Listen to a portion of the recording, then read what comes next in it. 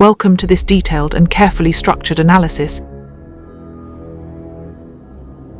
This narrative seeks to explore in a balanced and historically reflective manner the layers of political, ethnic, and ideological transformation in the Naga Kuki region from the 1990s until today. Much of the discussion is framed around the statements, observations, and testimony given by GB Khuto Chishi, as shared through the voice and platform of Pipy Chongloi. These individuals highlight a perspective that is often drowned out by louder political narratives, and their testimonies allow us to revisit long-standing assumptions and re-evaluate the impact of NSCN-IM, the ideas surrounding Greater Nagalim, and the shifting definitions of indigeneity in Nagaland and the surrounding regions. This analysis is written to help listeners and readers reflect on the past, understand the present, and question how different communities have been shaped by movements, ideologies, and organizational decisions far beyond their control. The starting point of this examination is the assertion made by GB Khuto Chishi that the Kukis were present in Nagaland long before the arrival of the British. According to him, the Kuki tribes were not outsiders nor late arrivals, but part of the early ethnic landscape of the region.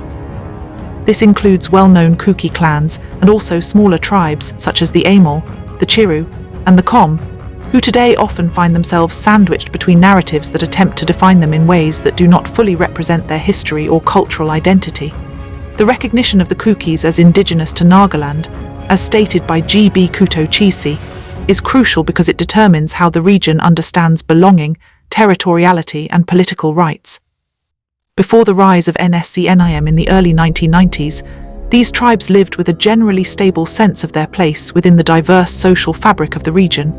Communities interacted, traded, married, and lived together without the pressure to redefine themselves under a single overarching ethnic or political label. The emergence of NSCN-IM under the leadership of Thuengalang Muiva changed this dynamic fundamentally. The early 1990s marked a turning point when political ideology became intertwined with ethnic identity, and identity became a tool to advance political objectives. Muiva, who himself is a Tangkhul from Manipur, introduced a framework that attempted to consolidate various tribes into a single unified Naga identity. This consolidation was not always organic. Many smaller tribes, including Amol, Chiru, and Kom, found themselves under pressure to be counted as Naga tribes, even though their cultural history and linguistic lineage were more closely aligned with the broader Kuki, Chin heritage. According to the narrative put forward by GB Khuto Chishi, this reclassification was not a natural social process, but a political strategy designed to increase the territorial and demographic legitimacy of the Greater Nagalim project. The idea of Greater Nagalim, as promoted by NSCN-IM, envisioned a political geography extending beyond the present-day borders of Nagaland. It included large parts of Manipur, Arunachal Pradesh, Assam, and even touches of Myanmar. For such a vision to have weight, there had to be a justification that the people living in these areas were culturally, historically, or politically aligned with the Naga identity. This is where the smaller tribes were drawn into a political re-identification process. Muiva's leadership pushed forward the idea that communities like Amol, Chiru, and Kom should be considered under the Naga umbrella. The problem, as pointed out by GB Khuto Chishi, is that such categorization erased their earlier recognition as part of the Kuki, Chin group, and thus disrupted their cultural continuity. The indigeneity status of the Kukis in Nagaland was gradually undermined as NSCN-IM narratives became stronger, particularly during the period when the organization held significant influence in tribal councils, administrative decisions, and local power structures. Another important element in this transformation was the ideological slogan Nagaland for Christ. What began as a spiritual expression within Christian-majority Naga society became a rallying cry for political mobilization. According to many critics, including the viewpoints shared through Pipy Chongloi's interviews, this slogan was stretched beyond its religious intent and used to morally justify political expansion. Muiva's leadership in promoting Nagaland for Christ created the impression that the creation of Greater Nagalim was not only a political or ethnic mission, but also a divine calling. This fusion of religion and nationalism, according to GB Khuto Chishi, had troubling consequences. It allowed leaders to frame dissent as ungodly or anti-Christian, and it created social pressure that made it difficult for smaller tribes to voice objections to NSCN-IM's directives. As the influence of NSCN-IM grew, the internal unity of Nagaland began to fracture. GB Khuto Chishi emphasizes that Nagaland before the 1990s was far more cohesive, with interactions between tribes occurring in a stable and organic manner. The arrival of NSCN-IM, however, introduced a new culture of political suspicion and competition for legitimacy. Tribes that had coexisted peacefully began to question each other's origins, rights, and land claims. Even within Naga society, divisions grew between tribes supportive of NSCN-IM and those who felt marginalized by it. The political landscape became further complicated by factionalism within Naga nationalist movements themselves, with groups splitting, forming rival factions, or aligning with external powers.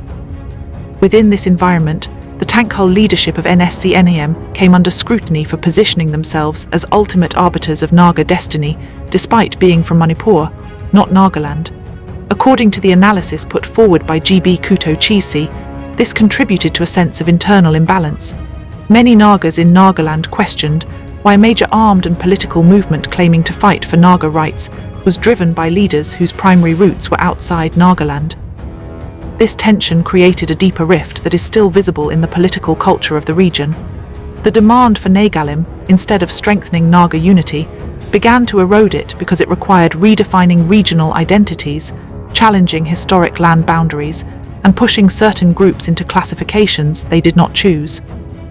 Another concern raised in the testimony of GB Khuto Chishi is the transformation of Nagaland's political and administrative systems into what he describes as a money-making structure for powerful organizations. Over the decades, the influence of armed groups over taxation, business operations, recruitment, and governmental affairs became a parallel economy. For many ordinary people and smaller tribes, this meant new financial burdens and a constant sense of surveillance. The pursuit of Nagalim became entangled with these power structures, turning the political dream into a source of economic authority. According to Pipy Chongloi's recording, the idea of Nagalim no longer resembled a unifying political vision, but became a mechanism through which influence and resources could be controlled. The erosion of Kuki indigeneity in Nagaland is one of the most significant long-term effects discussed by GB Khuto Chishi. As political narratives redefined which groups were authentically Naga, the Kukis who had lived there long before colonial administration found their legitimacy questioned. Administrative records, which should have reflected the long pre-British presence of the Kukis, were overshadowed by new identity claims promoted by the NSCN-IM movement. This selective rewriting of history had real consequences. It affected access to land, representation in tribal councils, integration into local governance, and social respect. Smaller tribes like Amol, Chiru, and Kom experienced the brunt of this transformation because their political voice was less prominent and their population smaller.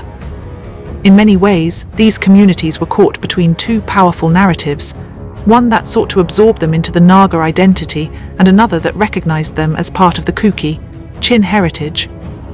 As the decades passed, Nagalim became a political ideal that, according to many observers including GB Khuto Chishi, weakened Nagaland's internal unity rather than strengthening it. Even today, the pursuit of a final political solution has been stalled for years due to disagreements not only between NSCN-IM and the Government of India, but also among different Naga tribes. Some support the idea of Greater Nagalim wholeheartedly, believing it to be the fulfillment of their historical struggle, while others see it as unrealistic or even harmful to regional coexistence. The political landscape of Nagaland has been shaped by these disagreements, with various organizations presenting different visions for the future. The long-term stagnation has caused frustration, economic instability, and growing distrust between groups that once lived together with far greater harmony. At the same time, the identity pressure placed upon smaller tribes continues to be a difficult issue. Communities such as the Amol, Chiru, and Kom often find themselves subjected to expectations to conform to a single political identity, even though their cultural memory tells a different story. The role of NSCN-IM in pushing these classifications is a central theme in the narrative shared by GB Khuto Chishi and amplified by Pipy Chongloi. For many of these tribes, reclaiming their place and historical identity is an ongoing struggle that requires careful documentation, strong community leadership, and the willingness to resist political pressures that seek to redefine their heritage. In conclusion, this analysis underscores how movements that begin with powerful ideals can evolve into complex systems of control, ideology, and political restructuring. The story of Nagalim, NSCN-IM, and the shifting identities of the Kuki tribes and smaller communities is deeply intertwined with the region's history. It is a reminder that political narratives are not merely about borders and slogans, but also about the lived experiences of communities, the preservation of cultural identity, and the importance of historical truth. Listening to voices like GB Khuto Chishi and platforms like Pipy Chongloi allows us to understand perspectives that are often overlooked in mainstream political discourse. Sources used for this analysis include direct statements by GB Khuto Chishi as documented and shared through Pipy Chongloi's public platform, community narratives from Nagaland and Manipur, and widely known historical accounts of the NSCN-IM movement and its influence in the region. The analysis aims to remain faithful to these testimonies while maintaining an overall neutral tone suitable for broad audiences. This content is presented by Zalengam Media as part of our commitment to providing long-form, balanced, community-centered discussions. The views expressed are based on publicly available statements and traditional historical understanding, and they do not claim to represent any government, organization, or political movement. Zalengam Media encourages all readers and viewers to approach political discussions with empathy, critical thinking, and respect for all communities involved. For more such in-depth narratives, we invite you to subscribe to Zalengam Media and stay connected for future updates, analyses, and community voices.